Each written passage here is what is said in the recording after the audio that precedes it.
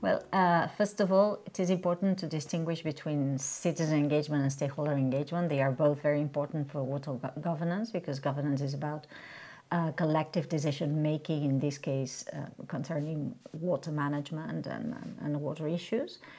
And when we talk about citizen engagement as essential, we're thinking not only about groups that have an explicit interest and the capacity and the power to influence water decisions, but we're talking about those who don't have necessarily a voice, or not even an explicit interest, or have not been thinking about what their problems or interests or needs are concerning water. And this is what we mean by engaging citizens, giving those who have not an organized interest get a voice and participate in decision making, and it usually involves vulnerable groups that have not the power or the capacity to participate in decisions.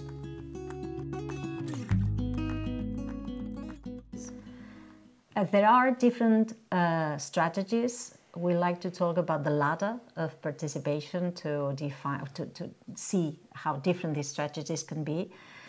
The strategies can range from the very basic step of the ladder of participation, which is informing and disseminating and raising awareness, to a higher level of interaction and involvement of citizens, which is the level of participation and a more active engagement. Then there's deliberation, which involves an interest to influence decisions.